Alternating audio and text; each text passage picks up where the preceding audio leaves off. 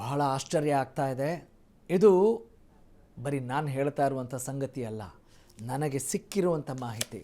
ಮತ್ತೊಂದು ಸಲ ನಾನು ಇಲ್ಲಿ ಅಶ್ಯೂರ್ ಮಾಡ್ತಾ ಇದ್ದೀನಿ, ಒಂದು ಡಿಸ್ಕ್ಲೇಮರ್ ಕೊಡ್ತಾ ಇದ್ದೀನಿ. ಏನು ಅಂತ ಹೇಳಿದರೆ, ಬೇರೆ ಯಾವ ರಾಜ್ಯದವರಿಗೂ ಕೂಡ ನಾವು ನೋವು ಮಾಡುವ ಉದ್ದೇಶದಿಂದ ಈ ವಿಚಾರವನ್ನು ಪ್ರಸ್ತಾಪ ಮಾಡ್ತಾ ಇಲ್ಲ.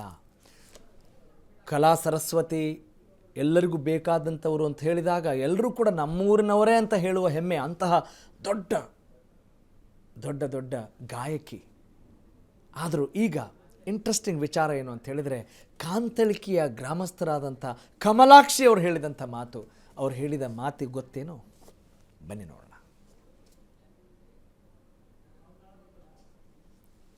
ನನ್ನ ತಾಯಿಯ ತಂಗಿ ಅಂತ ಚಿಕ್ಕಮ್ಮ ಆಗ್ಬೇಕು ನನಗೆ.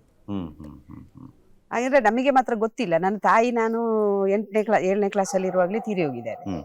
ಅವ್ರಿಗಿಂತ ಮೊದಲೇ ಇವರು ಡೆತ್ ಆಗಿದೆ. ಇವರದ್ದು ತಾಯಿಯ ಜಾಗ ಅಂದ್ರೆ ಮೂಲ ಅಜ್ಜಿಯ ಜಾಗ.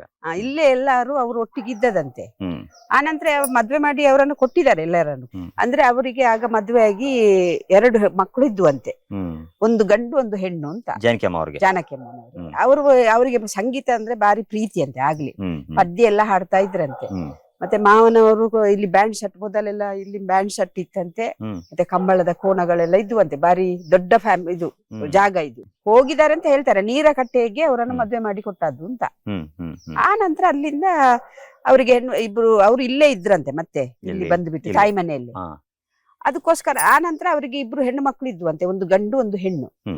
ಆ 2 ಹೆಣ್ಣು ಮಕ್ಕಳನ್ನ ಕರ್ಕೊಂಡು ಮಧ್ಯರಾತ್ರಿ ಅವರು ಹಾರ್ಮೋನಿಯಂ ಇದನ್ನ ಹಿಡ್ಕೊಂಡು ಸೀದಾ ಹೋಗಿದಾರಂತೆ. ಅಂದ್ರೆ ಒಬ್ರು ಮಲಯಾಳೀಸ್, ಒಬ್ರು. ಏನ್ ಕಾರಣ ಅಮ್ಮ ಹೋಗೋದಕ್ಕೆ ಕಾರಣ ಸಂಗೀತದಲ್ಲಿ ಇಲ್ಲಿ ಮಾವನವರು ಯಾರು ಕೂಡ ಬಿಡ್ತಿರ್ಲಿಲ್ಲ, ಅವರು ಸಪೋರ್ಟ್ ಮಾಡ್ತಾ ಇರ್ಲಿಲ್ಲ. ತುಂಬಾ ಸ್ಟ್ರಿಕ್ಟ್ ಅಲ್ಲ, ಮೊದ್ಲಿನ ಕಾಲದಲ್ಲಿ ಹೆಣ್ಮಕ್ಳೆಲ್ಲ ಹೊರಗಡೆ ಹೋಗ್ಬಾರ್ದಲ್ವಾ. ಅದಕ್ಕೋಸ್ಕರ ಅವ್ರು ಏನ್ ಮಾಡಿದ್ರಂತೆ, ತುಂಬಾ ಇವ್ರಿಗೆ ಹಿಂಸೆ ಕೊಟ್ರು ಕಾಣ್ತಾರೆ. ಚಿತ್ರ ಹಿಂಸೆ ಕೊಟ್ರೆ ಏನೋ ಗೊತ್ತಿಲ್ಲ ನನಗೆ.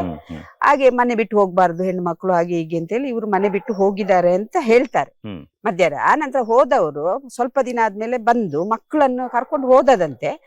ನನಗೆ ಸಂಬಂಧ ಅಂತ ಹೇಳಿದ್ರೆ ನನ್ನ ತಾಯಿಯ ತಂಗಿ ಅಂತ ಚಿಕ್ಕಮ್ಮ ಆಗ್ಬೇಕು ನನಗೆ. ಹಾಗಾದ್ರೆ ನಮಗೆ ಮಾತ್ರ ಗೊತ್ತಿಲ್ಲ. ನನ್ನ ತಾಯಿ ನಾನು 7ನೇ ಕ್ಲಾಸಲ್ಲಿ ಇರುವಾಗಲೇ ತೀರಿ ಹೋಗಿದ್ದಾರೆ. ಅವ್ರಿಗಿಂತ ಮೊದಲೇ ಇವರು ಡೆತ್ ಆಗಿದೆ. ಇವರದ್ದು ತಾಯಿಯ ಜಾಗ ಅಂದ್ರೆ ಮೂಲ ಅಜ್ಜಿಯ ಜಾಗ. ಇಲ್ಲೇ ಎಲ್ಲಾರು ಅವರು ಒಟ್ಟಿಗೆ ಇದ್ದದಂತೆ. ಆನಂತರ ಮದ್ವೆ ಮಾಡಿ ಅವರನ್ನು ಕೊಟ್ಟಿದ್ದಾರೆ ಎಲ್ಲರನ್ನು. ಅಂದ್ರೆ ಅವರಿಗೆ ಆಗ ಮದ್ವೆ ಆಗಿ 2 ಮಕ್ಕಳು ಇದ್ದುವಂತೆ, ಒಂದು ಗಂಡು ಒಂದು ಹೆಣ್ಣು ಅಂತ. ಜಾನಕಿಯಮ್ಮನವರು ಅವರಿಗೆ ಸಂಗೀತ ಅಂದ್ರೆ ಬಾರಿ ಪ್ರೀತಿ ಅಂತೆ. ಆಗ್ಲಿ ಪದ್ಯ ಎಲ್ಲ ಹಾಡ್ತಾ ಇದ್ರಂತೆ. ಮತ್ತೆ ಮಾವನವರು ಇಲ್ಲಿ ಬ್ಯಾಂಡ್ ಶರ್ಟ್, ಮೊದಲೆಲ್ಲ ಇಲ್ಲಿ ಬ್ಯಾಂಡ್ ಶರ್ಟ್ ಇತ್ತಂತೆ. ಮತ್ತೆ ಕಂಬಳದ ಕೋಣಗಳೆಲ್ಲ ಇದ್ದುವಂತೆ. ಬಾರಿ ದೊಡ್ಡ ಇದು ಜಾಗ ಇದು. ಹೋಗಿದ್ದಾರೆ ಅಂತ ಹೇಳ್ತಾರೆ. ನೀರಕಟ್ಟೆಗೆ ಅವರನ್ನು ಮದ್ವೆ ಮಾಡಿ ಕೊಟ್ಟದ್ದು ಅಂತ. ಆ ನಂತರ ಅಲ್ಲಿಂದ ಅವರಿಗೆ ಅವ್ರು ಇಲ್ಲೇ ಇದ್ರಂತೆ. ಮತ್ತೆ ಇಲ್ಲಿ ಬಂದ್ಬಿಟ್ಟು ತಾಯಿ ಮನೆಯಲ್ಲಿ.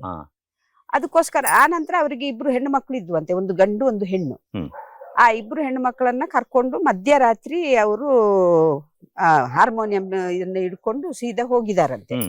ಅಂದ್ರೆ ಒಬ್ರು ಮಲಯಾಳೀಸ್, ಒಬ್ರು. ಏನ್ ಕಾರಣ ಅಮ್ಮ ಹೋಗೋದಕ್ಕೆ ಕಾರಣ ಸಂಗೀತದಲ್ಲಿ ಇಲ್ಲಿ ಮಾವನವರು ಯಾರು ಕೂಡ ಬಿಡ್ತಿರ್ಲಿಲ್ಲ, ಅವರು ಸಪೋರ್ಟ್ ಮಾಡ್ತಾ ಇರ್ಲಿಲ್ಲ. ತುಂಬಾ ಸ್ಟ್ರಿಕ್ಟ್ ಅಲ್ಲ, ಮೊದ್ಲಿನ ಕಾಲದಲ್ಲಿ ಹೆಣ್ಮಕ್ಳೆಲ್ಲ ಹೊರಗಡೆ ಹೋಗ್ಬಾರ್ದಲ್ವಾ. ಅದಕ್ಕೋಸ್ಕರ ಅವ್ರು ಏನ್ ಮಾಡಿದ್ರಂತೆ, ತುಂಬಾ ಇವ್ರಿಗೆ ಹಿಂಸೆ ಕೊಟ್ರು ಕಾಣ್ತಾರೆ. ಚಿತ್ರ ಹಿಂಸೆ ಕೊಟ್ರೆ ಏನೋ ಗೊತ್ತಿಲ್ಲ ನನಗೆ. ಹಾಗೆ ಮನೆ ಬಿಟ್ಟು ಹೋಗ್ಬಾರ್ದು ಹೆಣ್ಮಕ್ಳು ಹಾಗೆ ಹೀಗೆ ಅಂತೇಳಿ ಇವ್ರು ಮನೆ ಬಿಟ್ಟು ಹೋಗಿದ್ದಾರೆ ಅಂತ ಹೇಳ್ತಾರೆ ಮಧ್ಯಾಹ್ನ. ಆ ನಂತರ ಹೋದವರು ಸ್ವಲ್ಪ ದಿನ ಆದ್ಮೇಲೆ ಬಂದು ಮಕ್ಕಳನ್ನು ಕರ್ಕೊಂಡು ಹೋದದಂತೆ.